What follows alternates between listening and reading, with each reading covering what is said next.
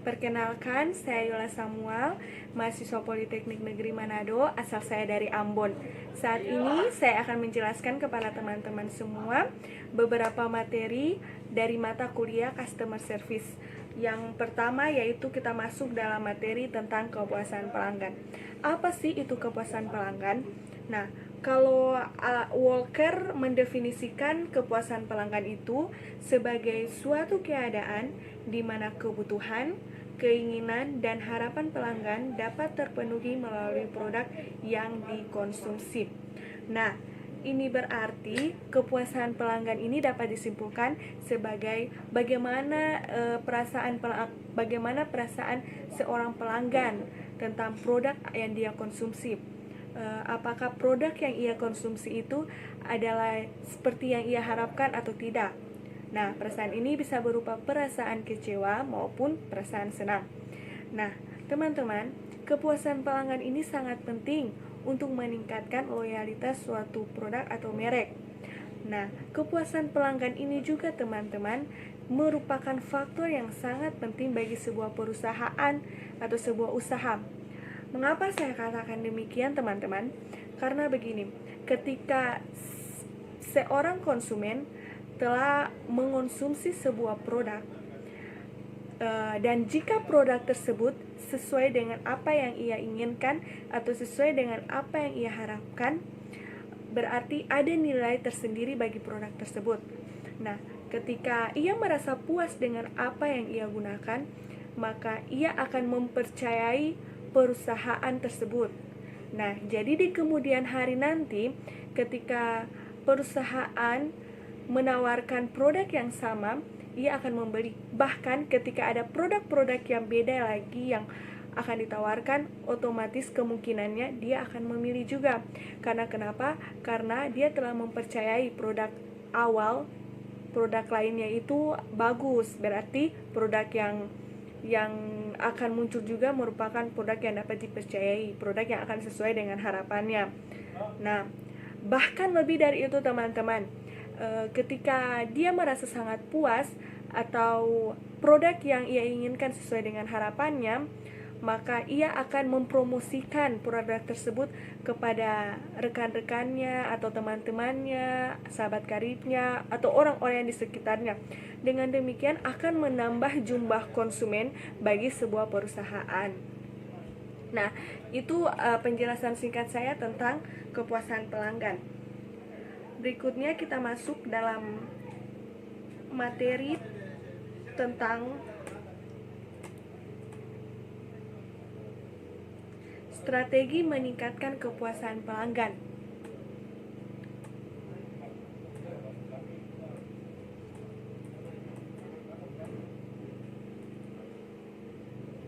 Nah, strategi itu yang pertama, strategi fokus pada pelanggan terbaik.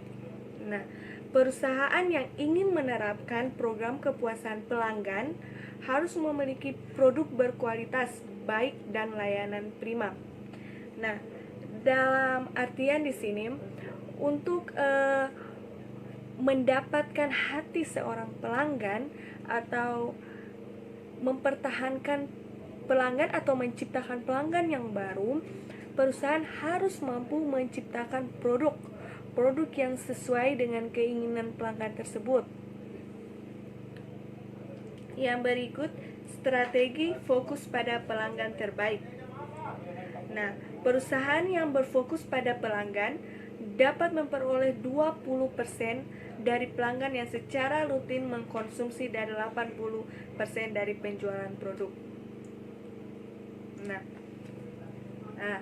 apa sih itu pelanggan terbaik, teman-teman? Pelanggan terbaik ini dapat dikatakan sebagai pelanggan yang telah mengkonsumsi atau membeli produk dari sebuah perusahaan itu lebih dari satu kali atau secara berulang-ulang. Seperti yang tadi saya katakan, dia telah mempercayai sebuah perusahaan ini untuk kebutuhannya, bahwa apa yang ia inginkan ke perusahaan tersebut dapat memenuhinya. Seperti itu. Yang berikut, strategi pay for performance. Nah, Di sini dikatakan bahwa untuk menciptakan kepuasan pelanggan diperlukan dukungan dari semua sumber daya organisasi serta tanggung jawab penuh pimpinan tingkat korporat. Nah, jadi ketika kita ingin mendapatkan kepuasan dari pelanggan, itu jangan cuman hanya memikirkan sendiri, atau kita tidak bisa sendiri, tidak bisa memikirkan caranya, tidak bisa memikirkan caranya, juga tidak bisa bekerja sendiri. Butuh bantuan dari teman-teman lain, atau dengan kata lain tidak, butuh bantuan dari teman-teman lain. Untuk itu diperlukan untuk membangun satu buah organisasi, supaya di dalam organisasi tersebut adanya kerjasama untuk menciptakan kepuasan pelanggan. Nah, yang berikut teman-teman, materi tentang bagaimana cara merebut pelanggan dan mempertahankan pelanggan.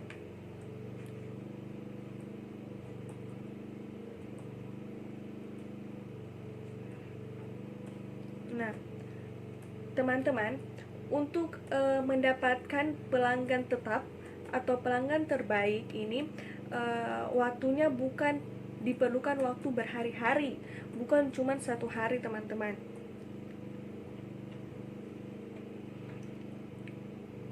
Nah, jika dilihat dari beberapa pengalaman seorang konsumen dengan dunia internet, paling tidak mereka dikategorikan menjadi 3 kelompok besar, yaitu beginners, intermediates, dan experts.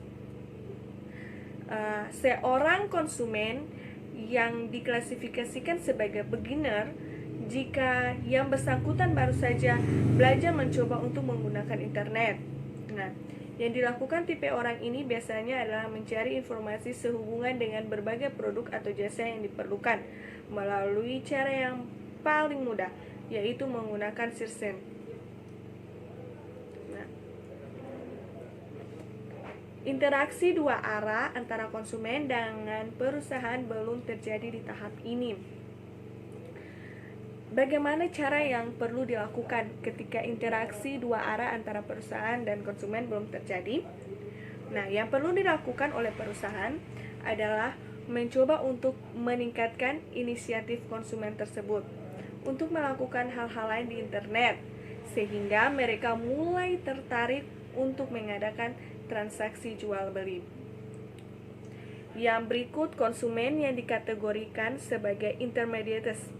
Nah, kalau konsumen ini biasanya tertarik untuk coba-coba melakukan pembelian produk di internet. Jadi ini merupakan pengalaman awal, atau konsumen ini belum sama sekali menggunakan internet sebagai media jual beli, atau belum pernah membeli produk lewat internet. Nah, ini adalah langkah coba-cobanya. Nah, mulusnya transaksi pertama di dalam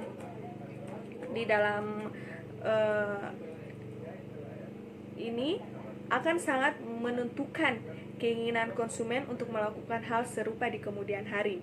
Nah, jadi ketika ada banyak seumpama, atau ada banyak permisalkan yang terjadi ketika terjadi bagi seseorang yang akan baru mencoba-coba menggunakan internet sebagai media dia untuk membeli suatu barang atau produk. Misalnya, ketika ia membuka internet, terdapat promosi barang yang sangat bagus dan ia tertarik. Kedua, ketika ia membuka internet, ada barang yang murah atau ada promo-promo dari barang tersebut. Nah, itu membuat daya tarik bagi konsumen untuk membeli secara online. Nah, pembelian pertama ini atau pembelian coba-coba ini yang akan menentukan konsumen tersebut akan membeli lagi atau tidak.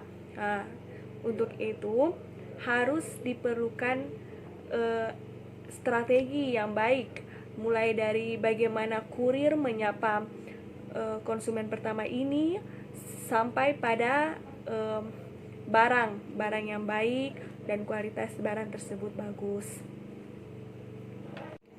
Materi yang berikut adalah tentang service excellent atau pelayanan prima.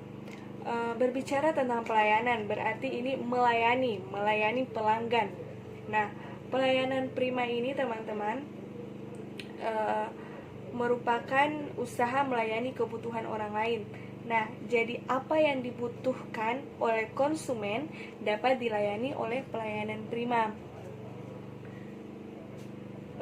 Pada dasarnya, melayani ini adalah kegiatan yang bersifat tidak wujud yang ditawarkan kepada konsumen atau pelanggan yang dilayani.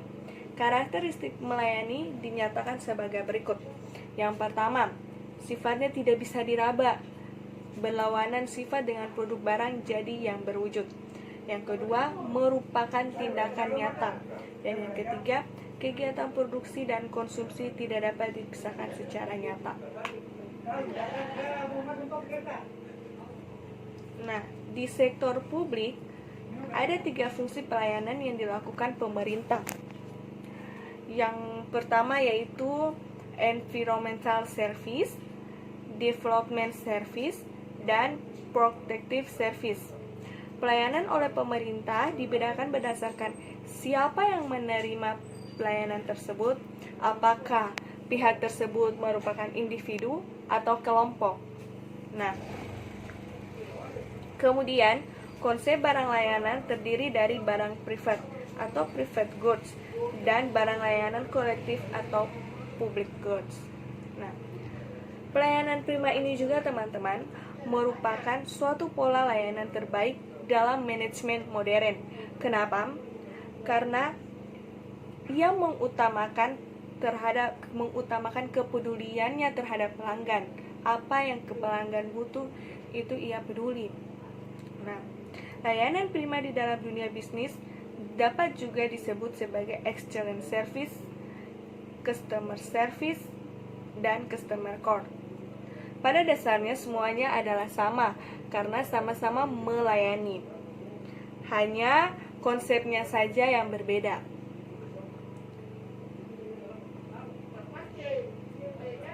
Nah, cuman konsepnya yang berbeda tapi sama-sama melayani. Sama-sama melayani, sama-sama memiliki tujuan yang sama, yaitu agar pelanggan merasa puas.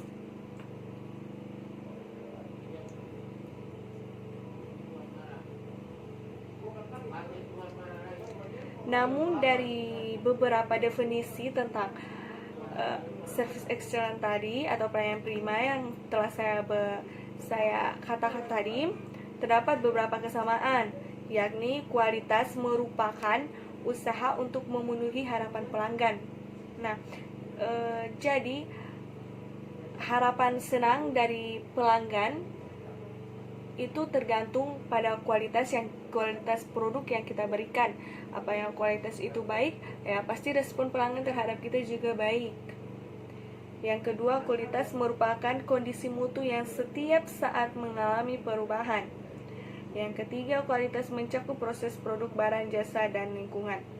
Kualitas merupakan suatu kondisi dinamis yang berhubungan dengan proses produk, barang, jasa, manusia, dan lingkungan yang memenuhi harapan.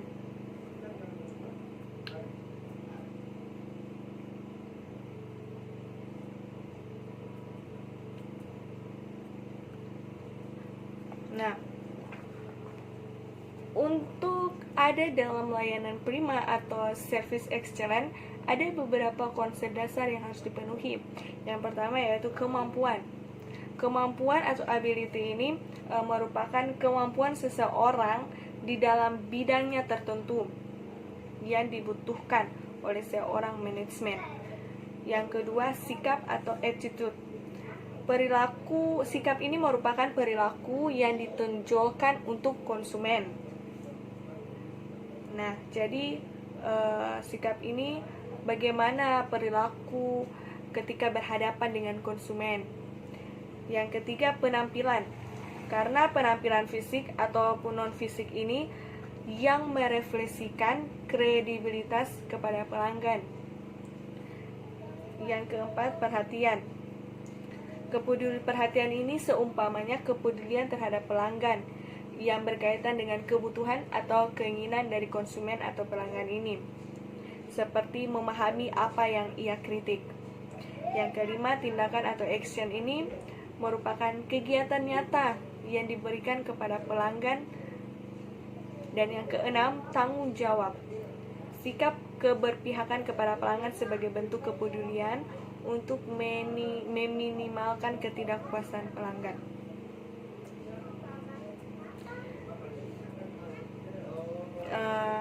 Apa sih pentingnya pelayanan prima? Nah,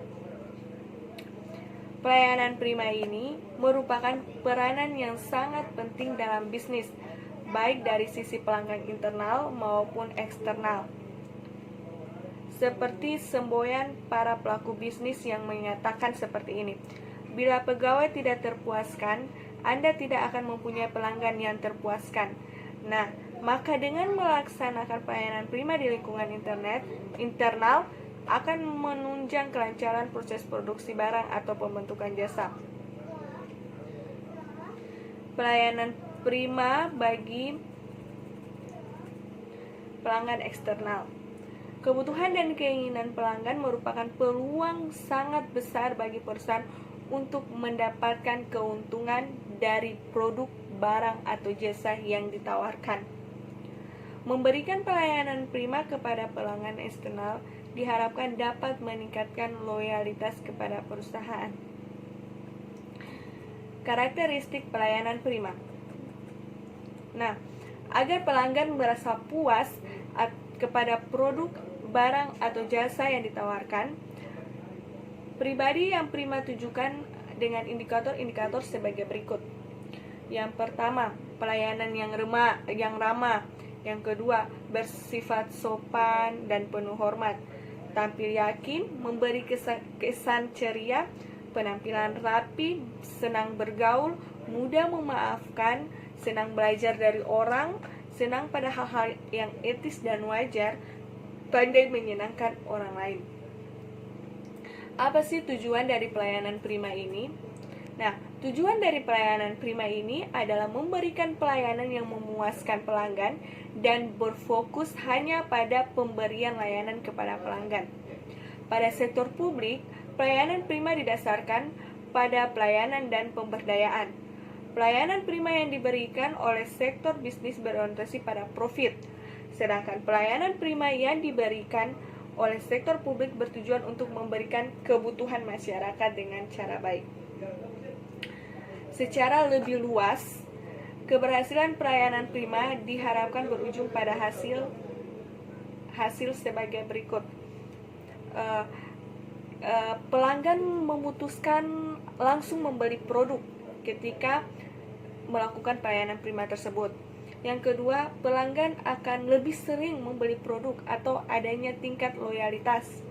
Yang ketiga, pelanggan tidak akan lari dari perusahaan atau dari perusahaan tersebut pindah ke perusahaan lain. Dengan kata lain, pelanggan akan tetap setia pada produk atau perusahaan tersebut. Nah, harapan pelanggan akan pelayanan prima. Menurut survei yang dilakukan, orang menyatakan bahwa memperoleh kepuasan dan pengorbanan yang sebanding merupakan hal yang diharapkan dari para pelanggan. Perusahaan atau organisasi yang memberikan layanan kepada pelanggan internal, yaitu para pegawainya. Kemudian, para pelanggan internal memberikan layanan kepada pelanggan eksternal melalui barang atau jasa yang diproduksinya. Nah, untuk itu, perusahaan atau organisasi perlu memenuhi dulu harapan pelanggan internalnya. Pelanggan internal ini dikatakan sebagai pegawai atau orang-orang yang berada di dalam perusahaan. Baru kemudian mendapat tunjangan untuk memenuhi harapan para pelanggan eksternalnya. Nah, bagi pelanggan internal, jasa berupa tenaga dan keterampilan merupakan pengorbanan yang dilakukan secara langsung maupun tidak langsung untuk perusahaan atau organisasi tempatnya bekerja. Singkatnya, pelanggan mengharapkan beberapa hal berikut setelah diterapkannya pelayanan prima. Ketika pelanggan melakukan pelayanan prima, misalnya dia mengkritik tentang produk atau jasa tersebut, maka di kemudian hari yang ia harapkan yaitu perkembangan dari produk tersebut. Semoga ada kualitas yang meningkat, kualitas yang lebih bagus di kemudian hari. Nah, semakin cepat pelayanan yang diterima, adanya pembaharuan dari produk, harga semakin murah, fasilitas yang semakin mudah atau sederhana. Nah, teman-teman, demikianlah penjelasan saya mengenai beberapa materi pada mata kuliah Customer Service. Harapan saya semoga materi yang saya berikan ini bermanfaat untuk teman-teman semua. Dan bila ada salah-salah kata yang saya jelaskan dalam video ini, saya mohon maaf. Sekian dan terima kasih.